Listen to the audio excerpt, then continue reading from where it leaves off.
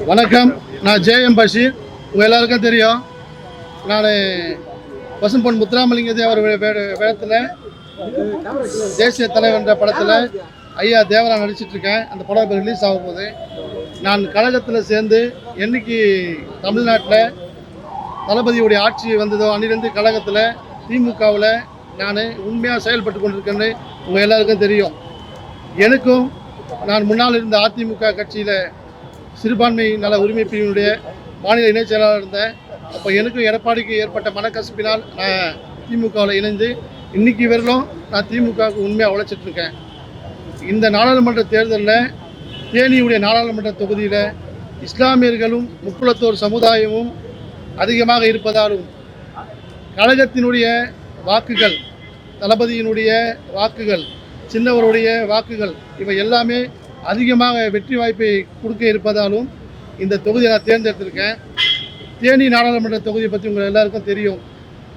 இன்றைக்கி தமிழ்நாட்டினுடைய கடைசி மூலையில் இருக்கக்கூடிய ஒரு தொகுதி. இந்த தொகுதியில் கடந்த முறை அதிமுக வெற்றி பெற்றது. இந்த முறை நிச்சயமாக திமுக வெற்றி பெறும். ஏன்னா இஸ்லாமியர்கள் இங்கே இருக்கக்கூடியவங்கெல்லாம் தேனியிலேருந்து வந்திருக்கவங்க தான். இவங்களாம் விருப்பப்பட்டு நீங்கள் தேனியில் கட்டுங்கன்னு சொல்லி தான் கட்ட சொன்னாங்க. அதுக்காக தான் கட்டியிருக்கேன். புதியவர்களுக்கு நிச்சயமாக தலைவர் வாய்ப்பு அளிப்பார். ஏன்னா திராவிட முன்னேற்ற கழகம் உழைப்பவர்களுக்கு நிச்சயம் வாய்ப்பு அளிக்கக்கூடிய கட்சி. இந்த உழைப்பவர்கள் யார் என்று அவங்களுக்கு நிச்சயமாக தெரியும். நான் இந்த கழகத்துக்கு புதுசாக இருந்தாலும் உண்மையாகவும் நேர்மையாகவும் உழைச்சிட்ருக்கேன். இந்த கழகத்துக்கு என் உயிர் உள்ளவரை உழைப்பேன். எனக்கு நிச்சயம் வாய்ப்பு அளிப்பார்கள் என்ற நம்பிக்கையில் இந்த வேட்புமனு தாக்கல் செஞ்சுருக்கேன். இந்த வேட்புமனுவில் தலைவர் என்னை கூப்பிட்டு பரிசீலித்தாருன்னா வெற்றி வாய்ப்புக்கு உண்டான விஷயங்கள் எல்லாத்தையும் நான் தலைவர்கிட்ட ஷேர் பண்ணுவேன். அப்படி எனக்கு வாய்ப்பு அளிக்கலைன்னா கூட கழகத்தின் வெற்றிக்காக நான் தொடர்ந்து தென் மாவட்டங்களில் பிரச்சாரம் செய்ய தயாராக இருக்கேன். சார், உங்களுக்கு வாய்ப்பு அளிக்கலைன்னா கூட நீங்கள் பிரச்சாரம் பண்ணுறேன்னு சொல்கிறீங்க. அது எப்படி சார் சாத்தியமாகும்? ஏன்னா நிறைய பேர் உங்களை அப்ரோச் பண்ணலாம், வேறு கட்சியிலேருந்து அப்ரோச் பண்ணலாம், எங்களுக்கும் சப்போர்ட் பண்ணுங்கன்ட்டு. அப்போ எப்படி ஹேண்டில் பண்ண போகிறீங்க? இல்லை, நிறைய பேர் அப்ரோச் பண்ணல. கழகத்துலேருந்து எனக்கு நீங்கள் எங்கெல்லாம் போய் பிரச்சாரம் பண்ணுங்கன்னு சொல்லி அப்படின்னு சொல்லி எனக்கு ஆணையிட்டார்கள்னா கழகத்துக்கு கட்டுப்பட்டு தான் நான் பிரச்சாரம் பண்ணுவேன். ஏன்னா ஒரு இஸ்லாமியன் என்ற முறையில் சிஏஏ என்ஆர்சி சட்டத்தை தமிழ்நாட்டில் மட்டும் இல்லை இந்தியாவிலே நிறைவேற்றத்துக்கு காரணமாக இருந்தது எடப்பாடி அரசு தான். இந்த எடப்பாடி அரசு ஓட்டு போட்டதுனால தான் சிஏஏ என்ஆர்சி சட்டம் தமிழ்நாட்டில் இன்றைக்கி பாஸ் ஆகிருக்கு. முஸ்லீம்கள் நாங்கள் எங்களுடைய வாழ்வாதார உரிமையை இழந்து இன்றைக்கி நடுத்தெருவில் நிற்கிறோம். ஆனால் இன்றைக்கி முதலமைச்சர் சட்டமன்றத்தில் தீர்மானம் போட்டார். இந்தியாவில் இருக்கக்கூடிய முதலமைச்சர்களில் சட்டமன்றத்தில் தீர்மானம் போட்டது என்ஆர்சி சிஐயை எதிர்த்து தமிழக முதலமைச்சர் தளபதி தான். நாங்கள் உயிர் உள்ள வரை இந்தியாவில் இருக்கக்கூடிய முஸ்லீம்கள் யாருமே தளபதியை மறக்க மாட்டோம். உண்மையான முஸ்லீம்கள்லாம் தளபதியினுடைய ஆட்சியின் கீழ் தான் அவருக்கு வாக்களிப்பாங்க. வேட்புமனு தேனி தொகுதிக்கு தாக்கல் பண்ணியிருக்காங்க. தேனி தொகுதியில் முக்குளத்தூர் சமுதாய ஓட்டு பேங்க் அதிகமாக இருக்கும். அதே சமயத்தில் ஓபிஎஸும் தேனி தொகுதியோட சட்டமன்ற உறுப்பினர் கோடி நாயக் அவரும் முக்குளத்தூர் சமுதாயத்தை சேர்ந்தவர். அவரோட ஓட்டு பேங்க் அதிகமாக இருக்குது. எப்படி நீங்கள் இல்லை வாய்ப்புகள் என்ன? நான் ஐயா ஓபிஎஸோட பழகி இருக்கேன் நீண்ட காலமாக. அதிமுகவில் இருந்தபோது முக்குளத்தூர் வாக்கு வங்கிகள் எல்லாம் நிச்சயமாக திமுக பக்கம் தான் சேரும். ஏன்னா முதலாக பசும்பொன் முத்துராமலிங்க தேவருக்கு மதுரையில் சிலை வச்சது தலைவர் கலைஞர் அவர்கள் தான். தலைவர் கலைஞர் அவர்கள் தான் முக்குளத்தூர் சமுதாயத்தினுடைய தெய்வமாக விளங்கக்கூடிய பசும்பொன் முத்துராமலிங்க தேவருக்கு மதுரையில் சிலை வைக்க காரணமானவர் டாக்டர் கலைஞர் அவர்கள் தான். இன்றைக்கி ஓபிஎஸ் இருக்கார், அவருடைய ஓட்டு வங்கி எப்படி கேட்குறீங்க? ஓபிஎஸ் நிச்சயமாக அவர் தேர்தலில் போட்டியிடுறாரோ இல்லையோ அதிமுகன்ற கட்சி தோக்கிறதுக்கு நிச்சயமாக அவங்க வேலை செய்வாங்க. இதை நிச்சயமாக எங்களுக்கு பலமாக சாதகமாக அமையும். சரி, இந்த எலெக்ஷனில் சினிமா சம்மந்தப்பட்ட நிறைய பேர் எலெக்ஷன் நிற்கிறாங்க, எலெக்ஷனில் போட்டி போடப்படுன்னு சொல்கிறாங்க. சரி, நீங்களும் சினிமா சம்மந்தப்பட்ட ஆள் தான், எப்படி நீங்கள் பார்க்குறீங்க? இல்லை, சினிமாவும் அரசியலும் வேறு கிடையாது. டாக்டர் கலைஞர் முதல் இன்றைக்கி இருக்கிற சின்னவர் வரை சினிமாவை சார்ந்தவர்கள் தான். சினிமாவும் அரசியலும் வேறு கிடையாது. சினிமாவும் அரசியலும் ஒன்று தான். ஏன்னா சினிமாவில் இருக்கவங்க வரும்போது எங்களுக்கு பேஸ் வேல்யூ இருக்கும், மீடியா வேல்யூ இருக்கும், சொல்லக்கூடிய விஷயங்கள் நிறைய போய் சேரும். அதனால் சினிமாவில் இருக்கவங்க அரசியல் இருக்கவங்க ஒன்று தான். சினிமாவில் இருக்கவங்களுக்கு திமுகவில் நிச்சயமாக வாய்ப்பு அளிப்பாங்க.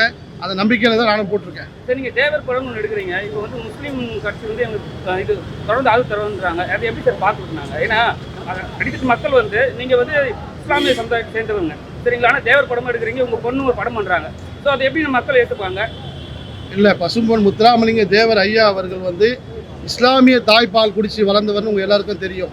அவர் சிறு வயதிலேயே அவங்க அம்மா இறந்த உடனே இஸ்லாமிய ஆயிஷா பி என்ற இஸ்லாமிய தாய்ப்பால் குடிச்சு வளர்ந்ததால் தன் உடலில் விடக்கூடிய ரத்தம் வந்து இஸ்லாமிய ரத்தம், இஸ்லாமியர்கள் என் சகோதரர்கள்னு அன்றைக்கி சொன்னார். இன்றைக்கி வரல மாமன் மச்சானா மாப்பிள்ளையா சித்தப்பாவா சியானா சொல்லி உறவு முறையோட கூப்பிட்டு வளர்ந்து கொண்டிருக்கிற சமுதாயம். இந்த சமுதாயம் வந்து இன்றைக்கி ஒற்றுமையோடு இருக்கிறதுக்கு காரணம் ஐயா பசும்பொன் முத்துராமலிங்க தேவர் தான்.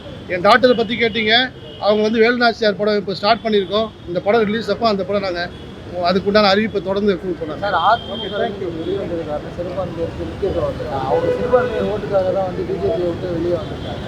இப்போ வந்து எடப்பாடி பழனிசாமி அவர்களுக்கு வந்து அதிமுக சிறுபான்மையினர் ஓட்டு விழுந்தாங்க. இந்த வருகின்ற ஏன்னா எஸ்டிபி எல்லாருமே வந்து மாநிலத்துக்குலாம் போயிருக்காங்க. அதாவது பிஜேபி வந்து எங்களுடைய எதிரி, பாரதிய ஜனதாவும் பிரதமர் இருக்கக்கூடிய மோடி அவர்களும் இஸ்லாமியர்களுடைய எதிரி. இன்றைக்கி ஓபிஎஸ் இபிஎஸ்ஸை வந்து எங்களுடைய துரோகி. எடப்பாடி பழனிசாமி வந்து இஸ்லாமியர்களுடைய துரோகி. ஏன் சொல்கிறேன்னா, கடந்த ஆட்சியில் வந்து அதிமுக ஆட்சியில் இஸ்லாமியர்களை எல்லாம் நாடு விட்டு கடத்தக்கூடிய ஒரு சட்டம் சிஏஏ என்ஆர்சி சட்டத்தை வந்து பாஸ் ஆகிறதுக்கு காரணமே முகமது ஜான்ன்ற ஒரு எம்பி, முஸ்லீம் எம்பி ராஜ்யசபாவில் இருக்கிறப்ப அவர் கையெழுத்து போட்டது தான். அவர் கையெழுத்து போடக்கூடாதுன்னு நான் அன்றைக்கே அவர்கிட்ட சொன்னேன், ஆனால் போடாதீங்கன்னு சொல்லிட்டு. இல்லை நான் போடுவேன்னு சொல்லி எடப்பாடியுடைய அழுத்தமாக தான் போட்டார். இன்றைக்கி வரலாம் அந்த குடும்பத்தை அந்த எடப்பாடி பழனிசாமி போய் பார்க்கல. அந்த குடும்பத்தில் இருக்கவங்களுக்கு யாருக்குமே எம்பி சீட்டோ எம்எல்ஏ சீட்டோ கவுன்சிலர் சீட்டோ எதுவுமே கொடுக்கல. அந்த குடும்பத்தை இன்றைக்கி நடுத்தூரில் நிற்க வச்சிருக்காரு. அவருக்காக ஓட்டு போட்டு ஜமாத் வந்து நீக்கப்பட்ட முகமது ஜான் என்ற ஒரு எம்பியினுடைய குடும்பத்தையே ரோட்டில் நிற்க வச்ச நீங்கள் வந்து இஸ்லாமிய சமுதாயத்தை எப்படி இருப்பீங்க? இன்றைக்கி அவங்க ஆடுறதுனா நாடகம். பிஜேபியும் இந்த அதிமுகவும் வந்து ஒரு நாடகம் ஆடிட்டு இருக்காங்க. இதில் வந்து எஸ்டிபிஐ போய் இணைஞ்சிருக்கு. விரைவில் எஸ்டிபிஐ அங்கேருந்து திரும்பி இது வெளியே ஏறும். நிச்சயமாக திமுகவுக்கு தான் வரும். அவர்களுடைய அந்த போலி முகங்கள் வெளிப்படும். சார், பிரதமர் மோடி வந்து லாஸ்ட் ஒரு மீட்டிங்ல சொல்லியிருந்தாங்க, இது மாதிரி வந்து நிறைய ஊழல் நடக்குது தமிழ்நாட்டில். ஸோ வந்து திமுக ஆட்சியை கலைச்சிட்டு நாங்கள் வந்துருவோம், அது வந்த பிறகு எல்லா பணத்தையும் வாங்கி மக்களுக்கு நாங்கள் வந்து சேவை செய்வோம்னு சொல்லிட்டு மோடி வந்து லாஸ்ட் ப்ரெஸ் மீட்டில் சொல்லியிருந்தார். சாரி, ஒரு ஈவெண்ட்ல சொல்லியிருந்தாரு. அதை பற்றி இல்லை அவர் என்ன சொல்கிறாருன்னா, மோடி திமுக வந்து ஊழலால் சம்பாதித்த அந்த சொத்துக்களை நாங்கள் பறிமுதல் செய்வோம்னு சொல்கிறாங்க. நாங்கள் ஊழலில் சம்பாதித்த சொத்துக்கள் என்னென்னா மக்களுடைய மனங்கள் தான். திமுக சம்பாதித்த சொத்துக்கள் வந்து இன்றைக்கி தமிழ்நாட்டில் மனங்களை தான் நாங்கள் சம்பாதிச்சு வச்சுருக்கோம். பணங்களை சம்பாதிச்சு வச்சுருக்கல. இன்றைக்கி போலியான ஒரு குற்றச்சாட்டு. ஒரு சமுதாயத்தில் பிறந்தவன் ஒரு போதைப் பொருளை கடத்துறான்னா அந்த சமுதாயத்தை குற்றம் சாட்டுவது மாபெரும் அவமானம். ஒரு இஸ்லாமியனாக இருக்கக்கூடியவனை வந்து ஒரு படத்தில் வந்து தீவிரவாதியாக காட்டுறாங்க. இஸ்லாமிய தீவிரவாதின்னு சொல்கிறாங்க. வேறு சமுதாயத்தை தீவிரவாதியாக இல்லையா? இன்றைக்கி ஒரு போதைப் பொருள் கடத்த வந்து ஒரு இஸ்லாமியன் இருந்தால் அந்த இஸ்லாமியர்களாம் நீங்கள் எப்படி டோட்டல் இஸ்லாமியர்களும் நீங்கள் எப்படி வந்து சந்தேக கண்ணோட பார்க்கலாம்? எவன் தவறு செய்தாலும் அவன் தண்டிக்கப்பட வேண்டும். வாழும் நாட்டிற்கு உண்மையாகவும் சத்தியமாகவும் வாழ வேண்டும் என்றால் திருக்குறான் சொல்லுது. நாங்களாம் இஸ்லாமியர்கள் தான். இந்த நாட்டில் தான் பிறந்தோம், இந்த நாட்டில் தான் வாழ்ந்தோம், இந்த நாட்டில் தான் சாக போகிறோம், இங்கே தான் எங்களை புதைக்க போகிறாங்க. வாழும் நாட்டிற்கு உண்மையாகவும் விசுவாசமாகவும் இருப்பது தான் இஸ்லாமியர்கள். இந்த கட்சி இஸ்லாமியர்களுக்கு உண்டான கட்சி. இந்த மண் எங்களுடைய மண். தலைவரனுடைய வழியில் நாங்கள் மாபெரும் வெற்றியை அவருடைய காலடியில் சமர்ப்பிப்போம் என்பதை இது மூலம் தெரிவிச்சுக்கிறேன்.